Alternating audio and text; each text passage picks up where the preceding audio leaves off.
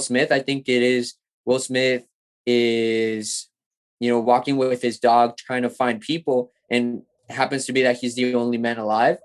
And so, I mean, psychologically, that can be harmful, because who do you communicate with, right? Right. Who do you talk to?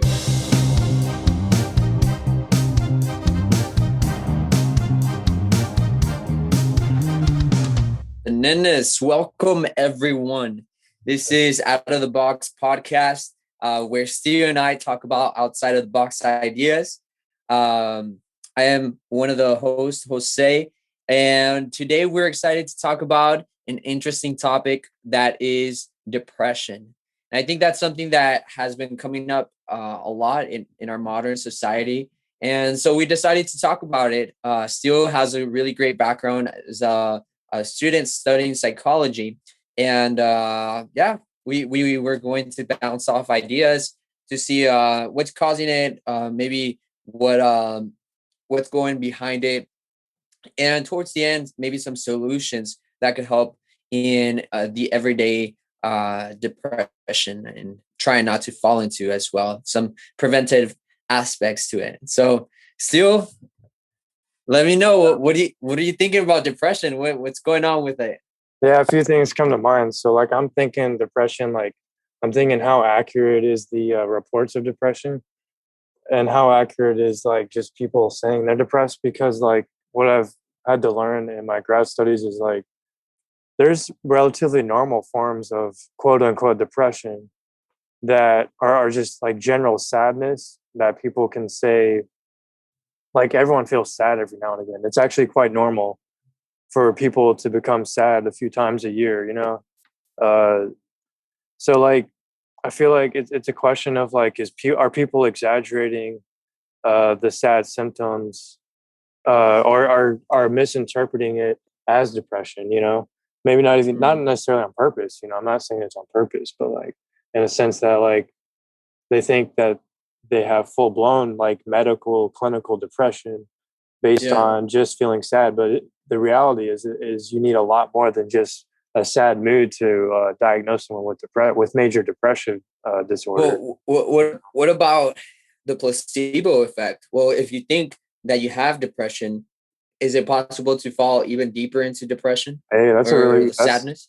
That's a really good point, because you know that kind of ties in with self-fulfilling prophecy in psychology and philosophy, I guess you could say, where like self-fulfilling prophecy says like if you believe something about yourself, like if you believe that you're a loser and that you're always going to fail, well, you're going to act and behave and think in ways that are going to end up making you fail. Because like, let's say, for example, you're studying for a test, or there's a test coming up right next week, and you have this belief in your mind, this self-fulfilling prophecy that you're always going to fail. Well, then when that test comes up, you're like, well, I'm probably going to fail it anyway, so I might as well just not even study for it. And then you won't study as hard or study as much, and then you'll fail the test. You know, like their thoughts become actions.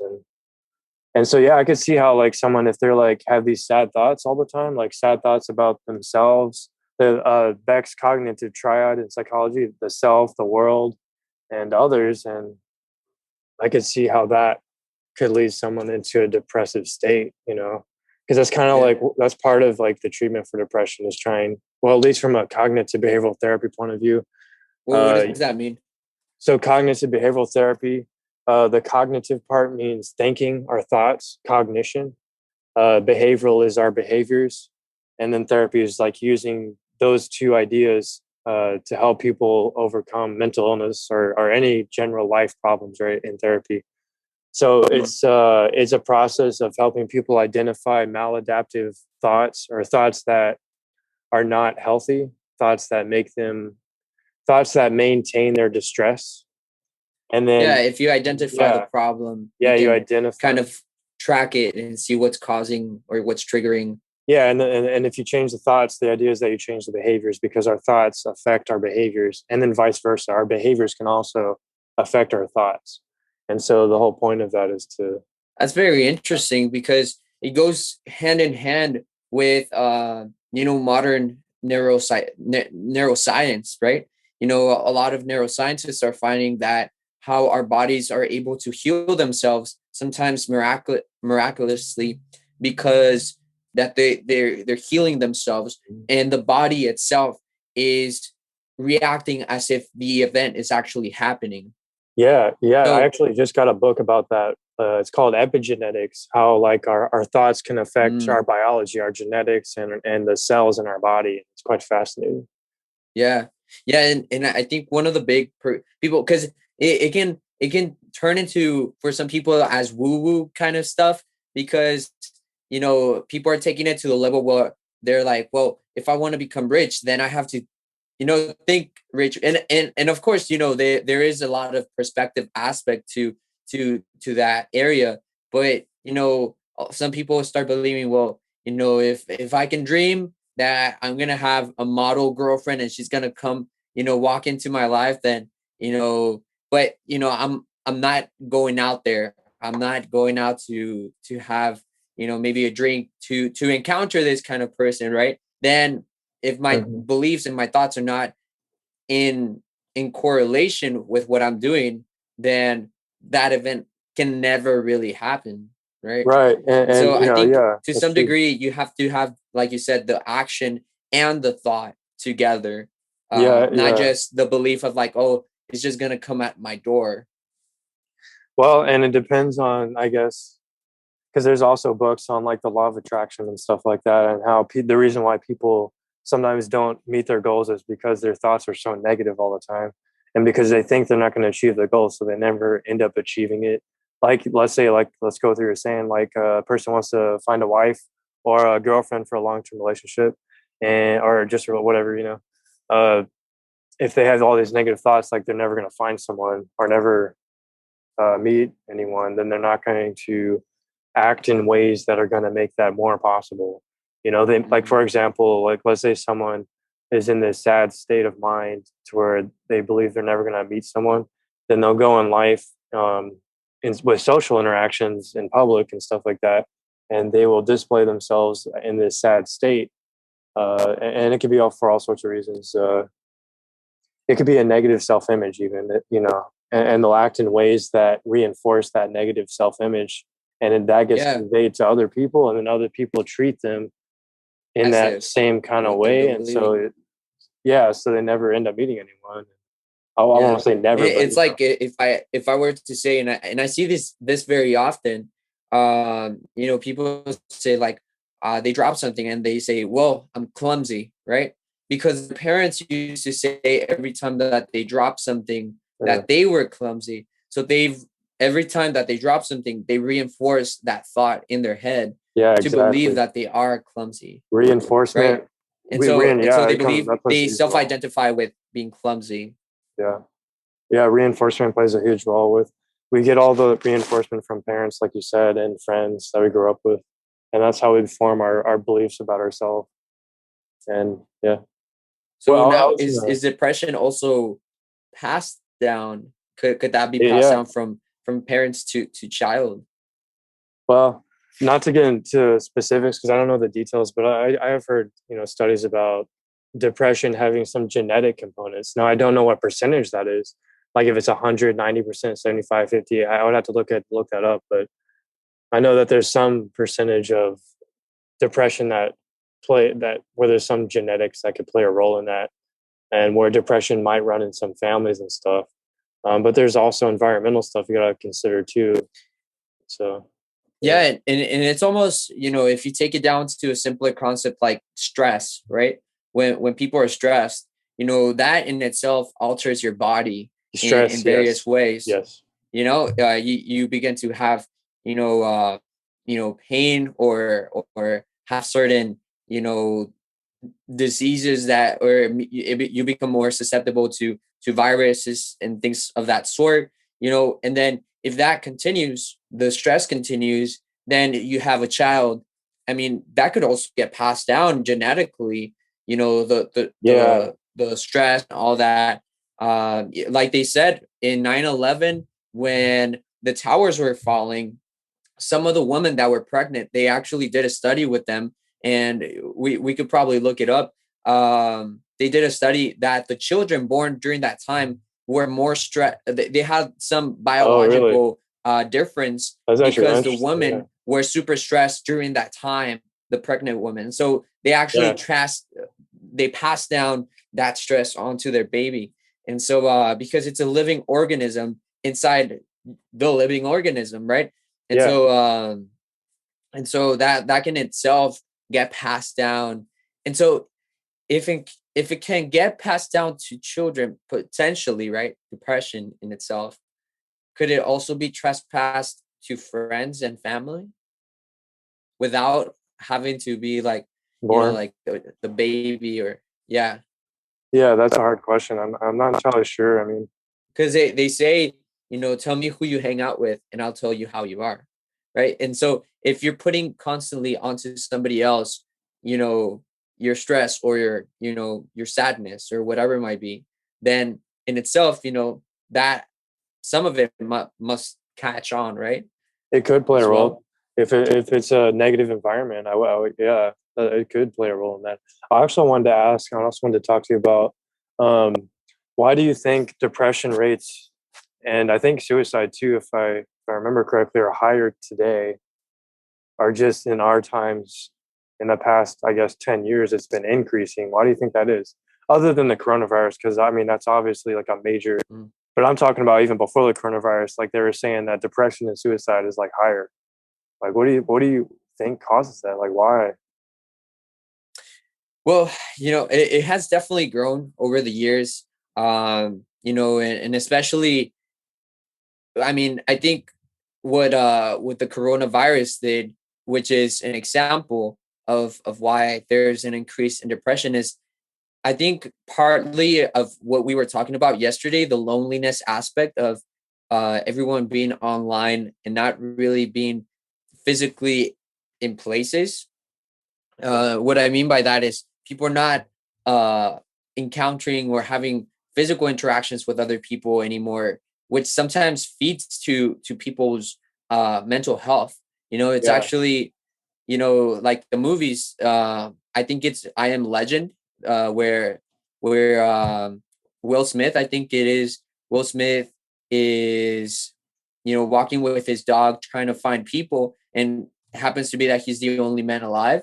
um and so I mean, psychologically, that can be harmful because who do you communicate with, right? right. Who do you talk to, or like what?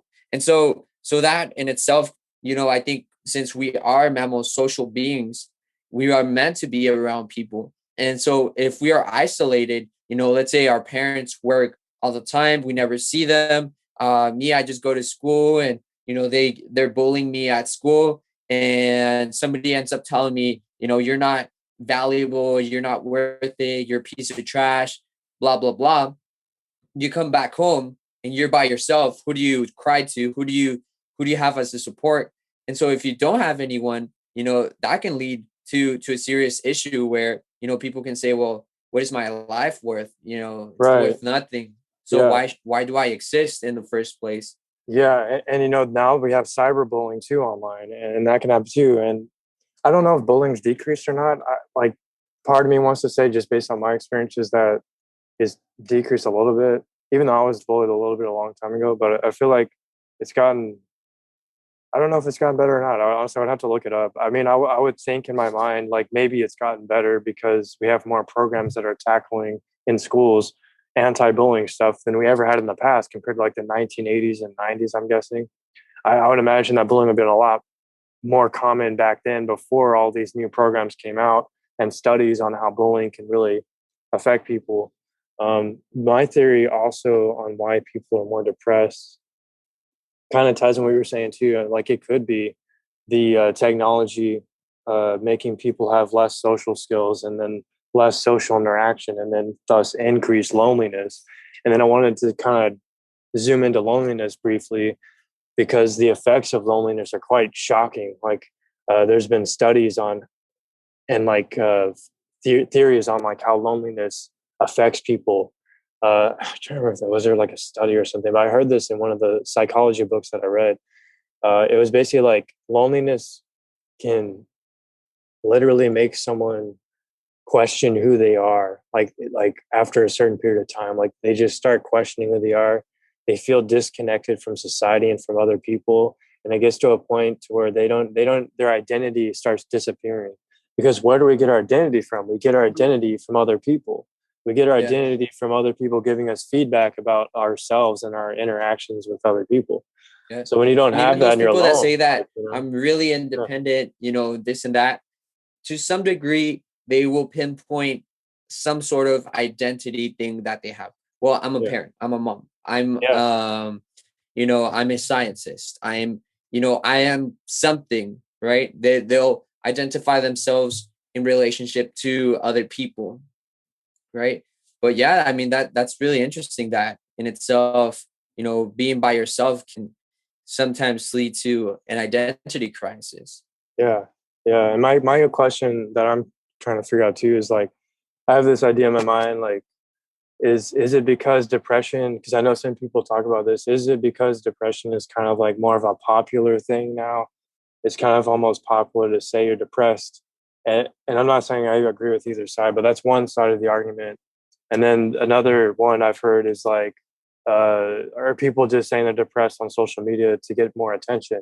And I'm not saying, maybe some people are, I'm sure out of the millions of people out there that or thousands or however many posts, stuff like that, I'm sure like maybe a small amount are just doing it for attention. Maybe other people, they really do mean it and it's a cry for help. For other people, it could just be their venting. For other people, still, it could be the new trend to say you're depressed. I don't know. Like, I've heard it go all kinds of different ways, and I can't really figure out how much of it's real and how much of it is maybe not as real, I guess.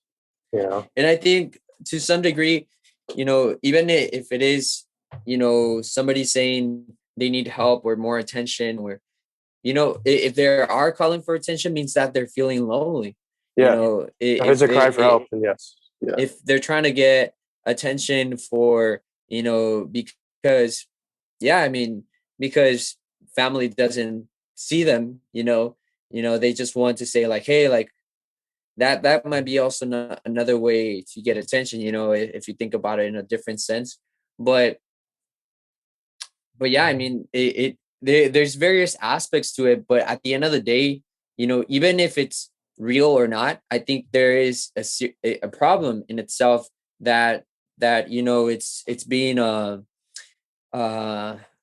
it's arising more and more, and I think that has to do a lot with the new parenting styles that are being done, and I think also the habits that are being reinforced, because kids, they're just learning from what they're seeing.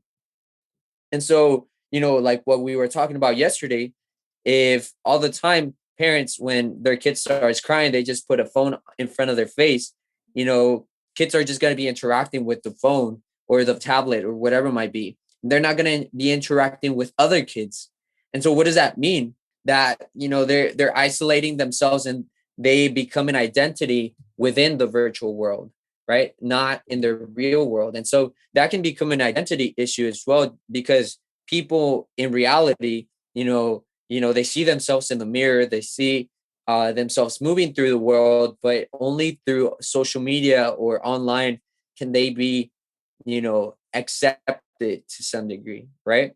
And I think in the micro scale, the fact that we have different programs to help with bullying and that sort of thing, I think in a micro scale it is helping, but in a macro scale, I think there is definitely still a big problem, because I think also people can find it easier to bully others online because there's not that friction of like, hey, they don't even know who I am. I'm just gonna vent out, and just write an ugly comment, because I'm feeling Yeah. angry today. And it's easier to vent out now through social media because nobody knows you, because you could be uh B11 Sky 24, Yeah. and Yeah. who knows who you are.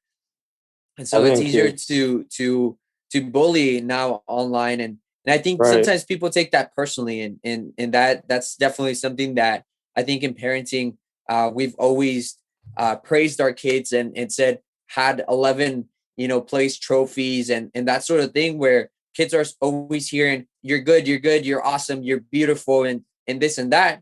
And then when they get confronted by society, they say, oh, well, your work is actually not that great. You're not picking after yourself. Then kids are complaining. Kids are having a hard time dealing with that because they've always been told that they're amazing. That's a really good point. Yeah. I And think that could that taps also into lead something. to depression, because I think that's in a big identity crisis that that reminds me. it's Yeah. a shock for people, and Yeah. that could lead them to the wrong way. That reminds me of a few things, because like imagine because the whole kind of like giving a child an award for everything, like participation trophies and stuff, that's a new thing. That's not something that's been done. That's like new for our generation, kind of. I guess maybe my generation, I'm trying to remember when it really first started. I'm not sure, but it started pretty recently. And so what you're saying is right. Like if you're always told that you're special, and well, if you're always, I guess, praised or given an award for everything, then when you enter the real world, it's going to be a lot harder to adapt. Like realistically, it's going to be extremely difficult, because the real world is harsh. And I think not enough people or not enough parents are teaching their children that, or maybe the schools aren't teaching it. I don't know what. It could go either way. But I think you make a very good point, because if you're not prepared for the world, then the world's going to eat you alive. And man, and that ties in another thing I was going to say is expectations. Your expectations about reality can hurt you really bad. I learned this from personal experiences in my own life, like my expectations about certain things. Like the more unrealistic your expectations are, the more you're going to be disappointed. So it's healthier to have more realistic expectations. Not to beat yourself up, because you can still have unrealistic expectations if you're hating yourself all the time and saying you can't do anything. That's still unrealistic, but it's also unrealistic to say that you can always win every time, or never be shut down, never rejected, never this or that. You got to kind of find a place in the middle, that kind of makes, I guess, sense, and well, Yeah. on the cyberbullying thing, there's one thing I wanted to say is it's very unfortunate, because some cyberbullying has led, like there's been students that were targeted at schools and have committed suicide because of cyberbullying. So that stuff is real. Mm-hmm. Yeah. Yeah. I mean, I think lies and things can get exposed faster and easier through social media. Somebody tweets about it, somebody posts about it. And then all of a sudden 500 people know about it, instead that, like before, maybe a few people spread it, and they talked to Sally, and Sally talked to Mark, and Mark now knows, and now there's 20 people involved. But now social media, everyone's involved. You saw it, you're part of the act, to some degree, and so that certainly can become an issue, and it certainly has, in every area. People applying to college, they write a hateful comment, they don't think about it, and then all of a sudden they get their acceptance letter rejected because they decided to write something online that was racially inappropriate, or whatever it might be. Those are things that can essentially happen for sure. I think it just accelerates the speed of people knowing about something. I think that's essentially what social media does. It just accelerates the speed of people knowing about a certain aspect of things, right? Before we had newspaper, and even before that, news would be carried from one place to another through a message that a horse man was taken to one city to the other, and or through word of mouth. And I think social media just spreads news faster. Yeah, I think so too.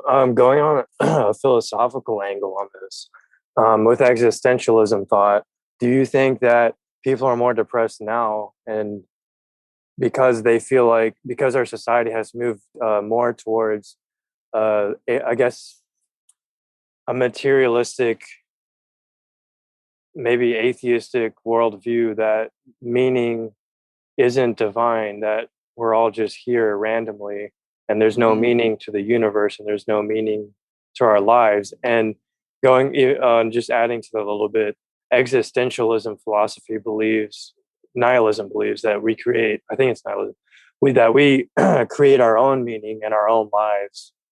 So it's not like it's completely hopeless, but at the same time, it's basically saying that there's no universal meaning. We just make up our own meaning in our mind. It's not really real. It's just an illusion, I guess. Do you think maybe that? Yeah, but even if you take that nihilistic perspective, so why is it that people who tend to have a belief of something, tend to be healthier, or I think I saw a video of how to live to 100, right? Oh yeah. And it said one of the things that people do is they pray before their meal. They're more mindful, and that those are things sometimes that are things that you learn within a culture, within a religion, in itself. And so I do think that some of this stuff can be passed down from generation to generation. But I think that's a good thing, in itself, because you get passed down words of wisdom, words of what people have lived through in the past. You get to have that as a gift to continue it to the future, right? You get to evolve it. And so our ideas are being involved in things of that sort, and the culture in itself as well. But I think what is interesting is, going back to the philosophical aspect. Yeah, I mean, I do think that the fact that, we are turning into a more objective and more, trying to just try to figure out everything by science and that sort of thing. That's in itself, the identity crisis too, because, people are trying to become, this is just the life that we're living. There's no afterlife. It's just this. And that can lead to some depression in itself, because, if there's no hope, that's essentially what depression is. No hope, there's no meaning, there's no reason to live. Yeah, And so hopelessness leads to suicide. Yeah, it's a huge predictor. I think that in itself, if there's no hope for the future, let's say, I don't know, a woman is being raped by her husband every day, you know, and forcefully and abuses her. Then if she were to think in a hopeless way, she's being abused every single day, you know, and she says, well, there's no God, there's no meaning to this. Life is just, whatever. So why should I exist? And then, that can lead to a suicide, a very serious problem. But I think in itself, I do think that hopelessness can arise from an unbelief of a God. And it's very possible, especially for those who have believed in the past of there being a God. I think it can become very materialistic and self-seeking, to some degree. Because even if people say, well, no, I do think that you can have, kind of like what we were talking about, morality and that sort of thing, without a God, they still draw upon certain, let's say Christian or Muslim or other religion values, you know, because that is essentially what they've carried from their past generations. Psychologically, we have brought it. And I think that brings up an interesting perspective. Well, since we have for generations believed that there is a creator, is that an idea that has been passed down like a tradition? Or is that, it makes you think, like, are we now naturally, innate beings who believe in a creator? Or are we meant to believe in something, right? In order to be healthy? I think that brings up an interesting point. Yeah, my final thoughts on all this would probably be like, there have been studies that have shown in psychology that people who are religious tend to be happier and have an easier way of adapting to hardship. Two, I would say it can go both ways. Like, I've known plenty of atheists who are happy. I've known others who are depressed. Same goes for Christians. It can go all kinds of ways, and it's a really complicated issue that we could do a whole nother podcast on, even, dude, about does not having God in your life lead to hopelessness and depression. And the problem is that I can't condense it down too much. I would have to talk about that somewhere else because I have to explain the different sides. I don't want to just throw something out and then someone says, "Oh, you're whatever." But and then the last thing I want to say is, if you're struggling with depression or suicidal thoughts, definitely seek help. At the very least, don't consider that the only option. Taking your life, because there's always other options out there. No matter how hopeless it is, there's hotlines you can call. Look it up on Google. There's a lot of places offer free counseling. Look it up. If you have never tried antidepressants, if you've never gone to a doctor, if you've never seen a therapist, and you haven't exhausted every single option yet, and if you haven't told anyone about it and you're really feeling it, please tell someone. And because then again, you haven't exhausted every option. Try every option first. And I'll leave it to you, Jose. Awesome. Well, thank you very much, everyone, for listening. If this is a podcast that in a topic that you think was really interesting and would like for us to expand on, feel free to leave us a comment down below, and we will see you on the next episode. Talk to you soon.